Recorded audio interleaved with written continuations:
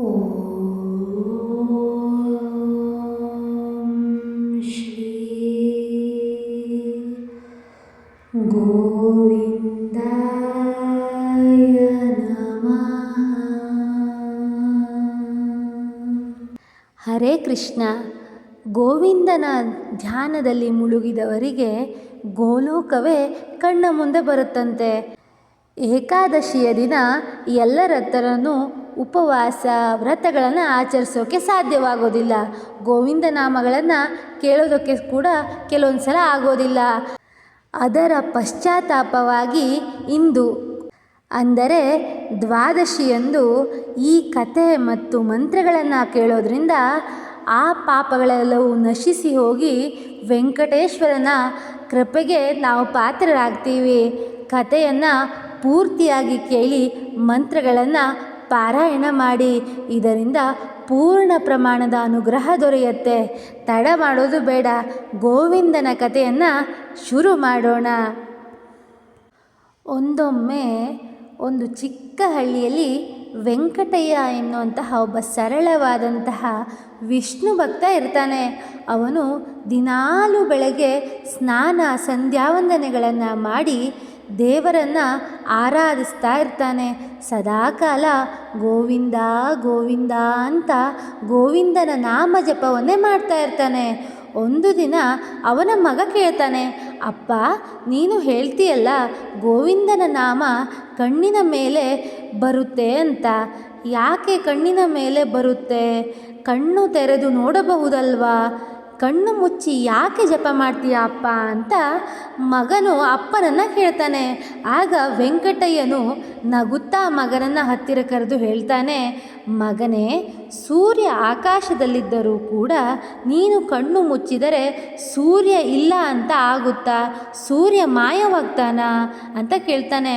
ಅದಕ್ಕೆ ಮಗ ಹೇಳ್ತಾನೆ, ಇಲ್ಲ ಅಪ್ಪ, ನಾನು ಕಣ್ಣು ಮುಚ್ಚಲಿ ಕಣ್ಣು ಬಿಡಲಿ ಸೂರ್ಯ ಇದ್ದೇ ಇರ್ತಾನೆ ಅಂತ. ತದನಂತರ ವೆಂಕಟಯ್ಯ ಮುಂದುವರೆದು ಹೇಳ್ತಾನೆ, ಅದೇ ರೀತಿ ಗೋವಿಂದ ಕೂಡ ಎಲ್ಲ ಕಡೆಯಲ್ಲಿ ಇರ್ತಾನೆ. ನಾವು ಕಣ್ಣು ತೆರೆದು ನೋಡೋದು ಹೊರಗಿನ ಲೋಕವನ್ನು. ಅಲ್ಲಿ ರೂಪ, ಶಬ್ದ, ಆಸೆ, ಕೋಪ, ದುಃಖ ಎಲ್ಲವೂ ಕಾಣುತ್ತೆ. ನಾವು ಕಣ್ಣು ಮುಚ್ಚಿಕೊಂಡು ಗೋವಿಂದ ಗೋವಿಂದ ಅಂತ ಅಂದುಕೊಂಡರೆ ಗೋವಿಂದನು ಇನ್ನಷ್ಟು ನಮ್ಮ ಹತ್ತಿರಕ್ಕೆ ಬರ್ತಾನೆ ಅಂತ ಹೇಳ್ತಾನೆ. ಅದಕ್ಕೂ ಮುಂದುವರೆದು ಅವನು ಹೇಳ್ತಾನೆ, ನೀನು ತಾಯಿಯ ಮಡಿಲಿನಲ್ಲಿ ಮಲಗಿದಾಗ ಕಣ್ಣು ಬಿಟ್ಟಿರ್ತೀಯ ಮುಚ್ಚಿರ್ತೀಯ ಅಂತ ಕೇಳ್ತಾನೆ ಮಗನ ಹತ್ರ. ಆಗ ಮಗ ಹೇಳ್ತಾನೆ, ನಾನು ಕಣ್ಣು ಮುಚ್ಚಿ ಮಲಗ್ತೀನಿ ಅಮ್ಮನ ಮಡಿಲಲ್ಲಿ ಅಂತ ಹೇಳ್ತಾನೆ. ಕಣ್ಣು ಮುಚ್ಚಿ ಅಮ್ಮನ ಮಡಿಲಲ್ಲಿ ಮಲಗಿದ್ರೆ ಜಾಸ್ತಿ ನೆಮ್ಮದಿ ಸಿಗುತ್ತೆ ಅಂತ ಮಗ ಹೇಳ್ತಾನೆ. ಆಗ ಅಪ್ಪ ಹೇಳ್ತಾನೆ, ಅದೇ ಮಗನೇ, ಗೋವಿಂದನ ನಾಮ ಜಪವೂ ಹಾಗೆ. ನಾವು ಕಣ್ಣು ಮುಚ್ಚಿ ಗೋವಿಂದ ನಾಮವನ್ನು ಹೇಳ್ತಾ ಇದ್ದರೆ ಅವನನ್ನು ನಮ್ಮ ಹೃದಯದಿಂದ ನಮ್ಮ ಮನಸ್ಸಿನಿಂದ ನೋಡ್ತಾ ಇರ್ತೀವಿ, ಕಣ್ಣಿನಿಂದ ಅಲ್ಲ ಮಗನೇ ಅಂತ ಹೇಳ್ತಾನೆ. ಕಣ್ಣು ತೆರೆದರೆ ಲೋಕ ಕಾಣಿಸುತ್ತೆ, ಕಣ್ಣು ಮುಚ್ಚಿದರೆ ದೇವರು ಅಂದರೆ ಭಗವಂತ ಕಾಣಿಸ್ತಾನೆ. ಗೋವಿಂದನ ನಾಮ ಕಣ್ಣಿನ ಮೇಲೆ ಬಂದರೆ ನಮ್ಮ ಕಣ್ಣಿನ ದೃಷ್ಟಿಯ ಮೂಲದಲ್ಲಿ ದೇವರ ಸ್ಮರಣೆ ಇರುತ್ತೆ. ಆದರೆ ಅವನನ್ನು ಕಾಣೋದು ಮಾತ್ರ ನಮ್ಮ ಭಕ್ತಿಯಿಂದ, ನಮ್ಮ ಮೌನದಿಂದ, ನಮ್ಮ ಒಳಗಿರುವಂತಹ ಶಾಂತಿಯಾದ ಭಾವನೆಯಿಂದ ಅಂತ ಹೇಳ್ತಾನೆ. ಆಮೇಲೆ ಕಣ್ಣು ಮುಚ್ಚಿದರೆ ದೇವರು ಕೂಡ ದೂರ ಆಗಲ್ಲ, ಮನಸ್ಸು ಕೂಡ ಹತ್ತಿರ ಇರುತ್ತೆ. ಅದಕ್ಕೆ ಗೋವಿಂದನ ಭಕ್ತರು ಗೋವಿಂದನ ನಾಮ ಜಪ ಮಾಡುವಾಗ ಕಣ್ಣನ್ನು ಮುಚ್ಚಿಕೊಂಡು ಮಾಡಬೇಕು. ಇದರಿಂದ ಭಗವಂತನಿಗೆ ನಾವು ಇನ್ನಷ್ಟು ಹತ್ತಿರ ಆಗ್ತೇವೆ ಅಂತ ಈ ಕತೆ ತಿಳಿಸುತ್ತೆ. ಇದರಿಂದ ಆಸೆ, ಅಸೂಯೆ, ಕೋಪ ಎಲ್ಲವೂ ದೂರ ಆಗುತ್ತೆ. ಗೋವಿಂದನಲ್ಲಿ ನಮ್ಮ ಮನಸ್ಸು ಲೀನವಾಗಿ ಹೋಗುತ್ತೆ ಅಂತ.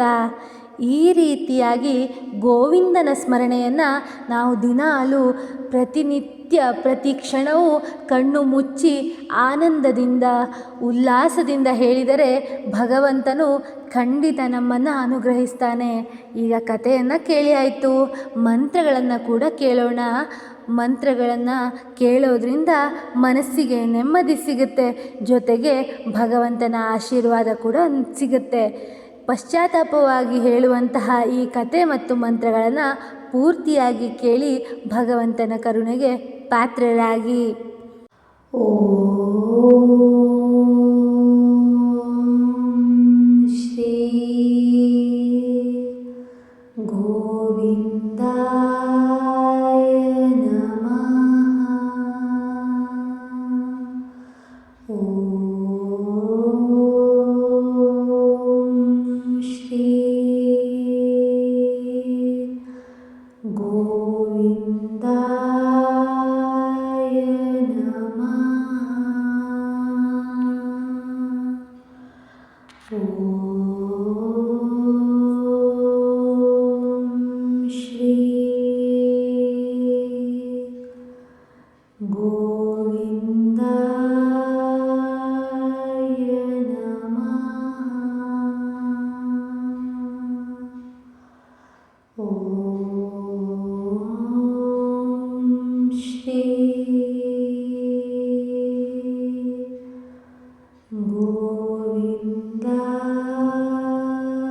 ಗೋವಿಂದಾಯ ನಮಃ. ಓಂ ಶ್ರೀ ಗೋವಿಂದಾಯ ನಮಃ. ಓಂ ಶ್ರೀ ಗೋವಿಂದಾಯ ನಮಃ. ಓಂ ಶ್ರೀ ಗೋವಿಂದಾಯ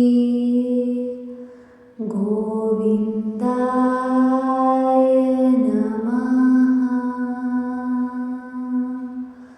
ಓಂ ಶ್ರೀ ಗೋವಿಂದಾಯ ನಮಃ. ಓಂ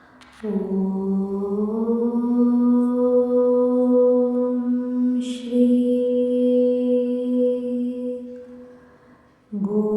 ಗೋವಿಂದಾಯ ನಮಃ. ಓಂ ಶ್ರೀ ಗೋವಿಂದಾಯ ನಮಃ. ಓಂ ಶ್ರೀ ಗೋವಿಂದಾಯ ನಮಃ. ಓಂ ಶ್ರೀ ಗೋವಿಂದಾಯ ನಮಃ.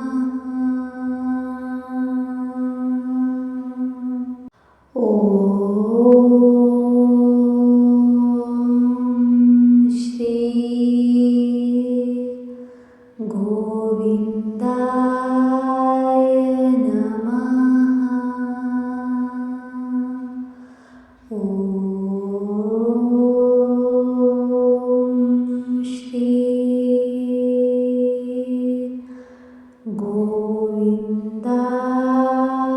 ಗೋವಿಂದಾಯ ನಮಃ. ಓಂ ಶ್ರೀ ಗೋವಿಂದಾಯ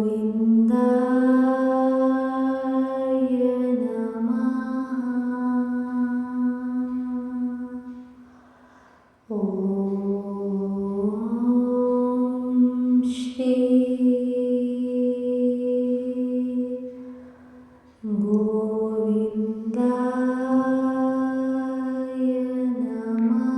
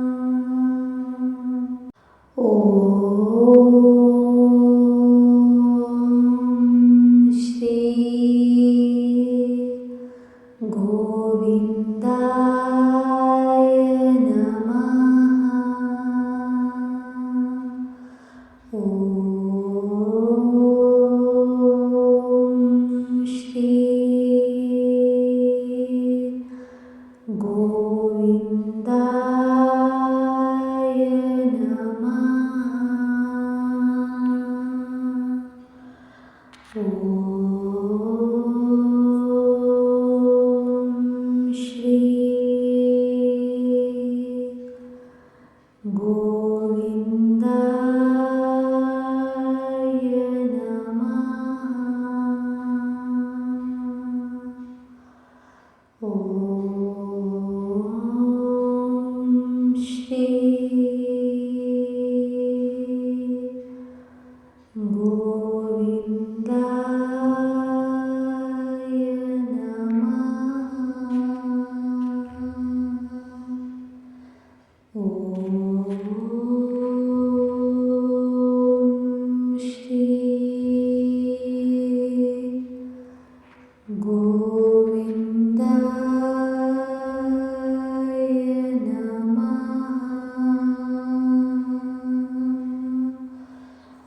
ಓಂ ಶ್ರೀ ಗೋವಿಂದಾಯ ನಮಃ.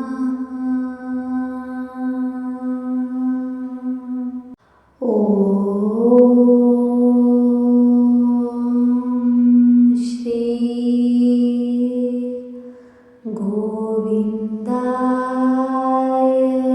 ನಮಃ. ಓಂ ಶ್ರೀ ಗೋವಿಂದಾಯ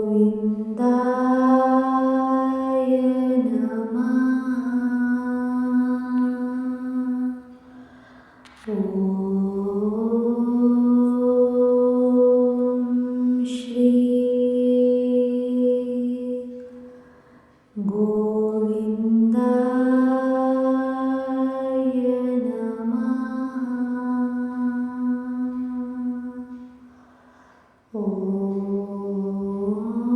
ಓಂ ಶ್ರೀ ಗೋವಿಂದಾಯ ನಮಃ. ಓಂ ಶ್ರೀ ಗೋವಿಂದಾಯ ನಮಃ. ಓಂ ಶ್ರೀ ಗೋವಿಂದಾಯ ನಮಃ.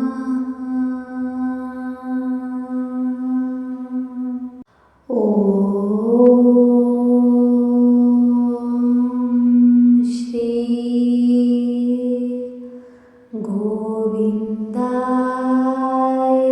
ನಮಃ.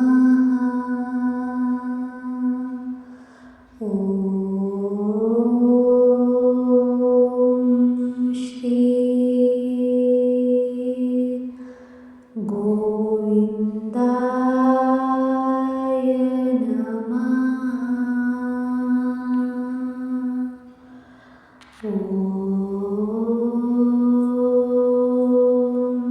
ಶ್ರೀ ಗೋವಿಂದಾಯ ನಮಃ. ಓಂ ಶ್ರೀ ಗೋವಿಂದಾಯ ನಮಃ. ಓಂ ಶ್ರೀ ಗೋವಿಂದಾಯ ನಮಃ. ಓಂ ಶ್ರೀ ಗೋವಿಂದಾಯ